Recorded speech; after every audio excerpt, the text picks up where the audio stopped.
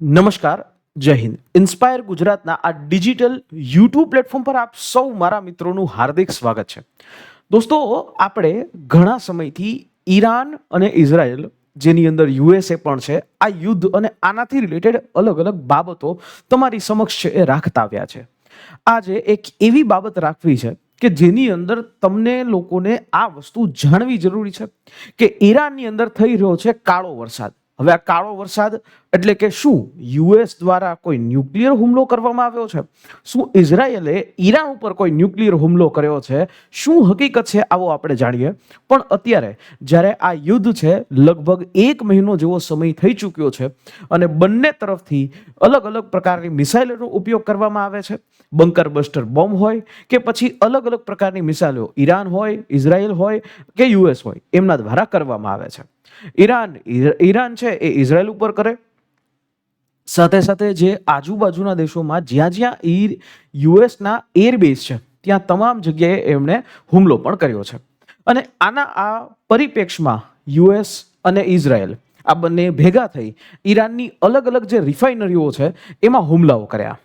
એ રિફાઇનરીઓની અંદર હુમલાઓ એટલી હદ સુધી કર્યા કે એને કારણે જે ધુવાળો જે ઉત્પન્ન થયો એ ધુવાળો હવામાં ગયો અને એના કારણે એ કાળો વરસાદ છે એ અત્યારે થઈ રહ્યો છે. જનરલી આપણે વરસાદ પાણીના ટીપા સાથે સરખાવીએ, પણ અહીંયા તો કાળો કલરનો વરસાદ છે એ થઈ રહ્યો છે. અત્યારે આ યુદ્ધ એવી પરિસ્થિતિમાં પહોંચી ચૂક્યા છે કે ઈરાનના આ યુદ્ધની અંદર હજારો લોકો ઘાયલ છે.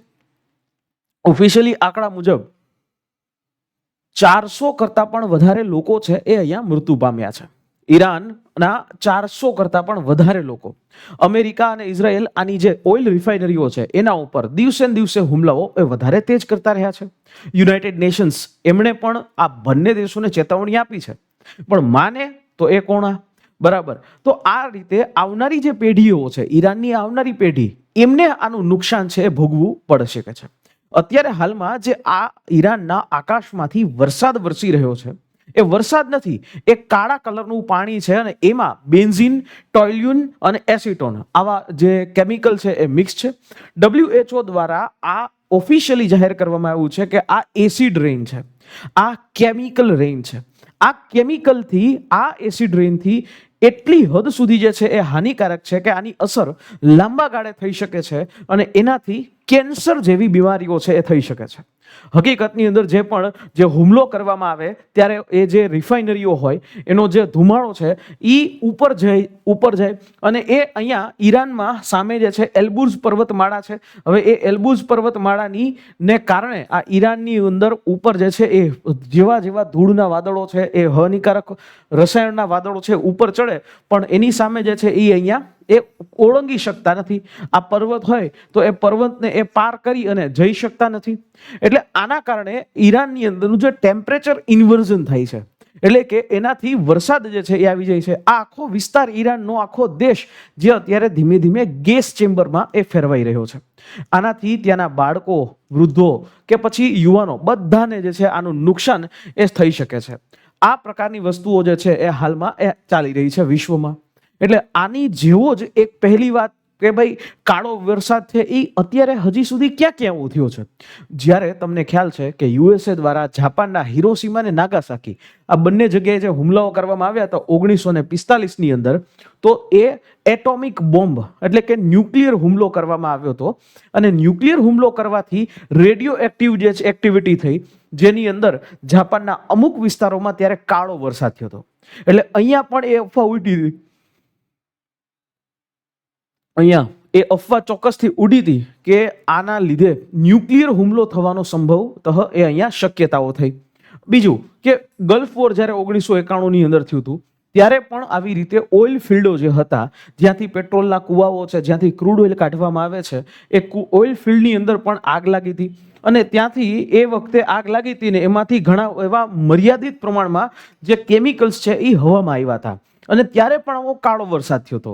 અત્યારે હાલની સિચ્યુએશન એવી છે કે અત્યારે પણ વોર જેવી સિચ્યુએશન છે. ઈરાનની રિફાઇનરીઓ ઉપર મિસાઇલ એટેક થઈ રહ્યા છે અને એના કારણે અત્યંત ઝેરી એવું કેન્સરજનક એ દ્રવ્ય, કેન્સરજનક એવું કેમિકલ ઈરાનની હવાની અંદર એ અત્યારે એ જઈ રહ્યું છે. એનાથી આખા ઈરાનને નુકસાન થઈ રહ્યું છે. આ ઈરાનની આવનારી જે પેઢીઓ છે એને પણ અહીંયા હવે જે છે એ નુકસાન એ થઈ રહ્યું છે. તમને ખ્યાલ હશે જ્યારે જાપાનની અંદર એ ન્યુક્લિયર હુમલો થયો અને એના પછી વર્ષો સુધી એની અસર થઈ, જેની અંદર એ વ્યક્તિઓ જેમણે એ ન્યુક્લિયર રેડિયેશન છે શોક્યું, એ કેટલાક લોકો તો ત્યારે મૃત્યુ પામ્યા, પણ હવામાં એનું રેડિયેશન હતું. એને કારણે જે આવનારી પેઢી હતી એ વિકલાંગ બની, વિખોડ ખાપણવાળી જે છે એ પેઢી બની. એટલી ભયાનક અસર થઈ.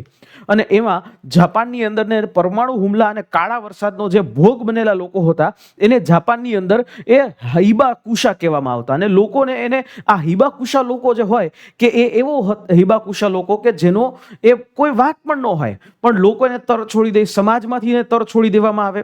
તાજેતરમાં એ વાત જાપાન સરકારે વાત કરી કે ભાઈ જો જે લોકો આવી રીતે એ ત્યારના સમયના ભોગ બનેલા છે, એ સમયની કોઈ ગર્ભવતી મહિલાઓ છે, એમને સર્વાઈવરનો દરજ્જો છે એ આપવામાં આવે અને એની સાથે સામાન્ય વ્યવહાર કરવામાં આવે.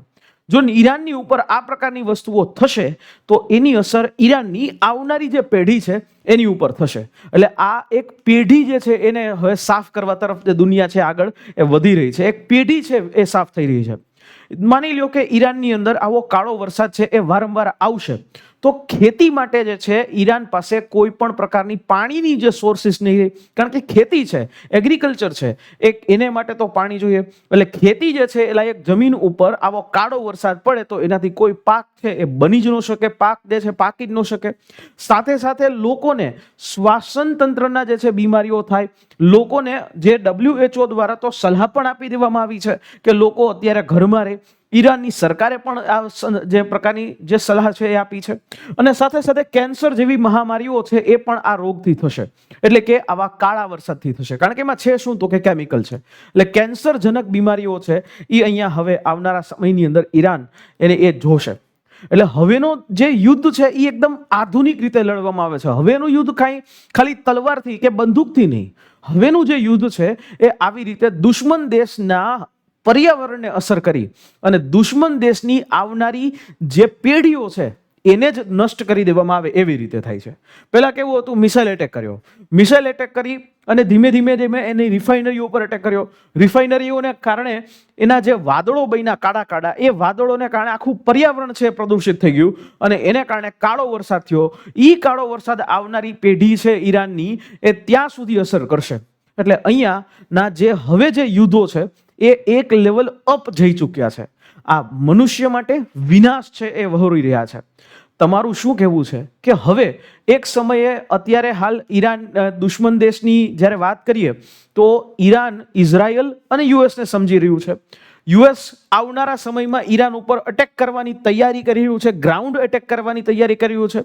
પાછું ઈરાન હવે આનો બદલો લેવા માટે બહેરીન અને UAE એટલે કે દુબઈ એના ઉપર એટેક કરવાનું એ કામ કરી રહ્યું છે. એટલે આખી જે પરિસ્થિતિ પેચીદી છે. ડોનાલ્ડ ટ્રમ્પે જે 5 દિવસનો સમય આપ્યો છે એ 5 દિવસના સમય પછી એવું લાગે છે કે ડોનાલ્ડ ટ્રમ્પ અત્યારે હાલ ટાઈમ છે એ બાય કરી રહ્યા છે, ટાઈમ માંગી રહ્યા છે, જેથી કરીને આવનારા સમયમાં સીધું એ લશ્કરી કાર્યવાહી ઈરાન ઉપર થઈ શકે.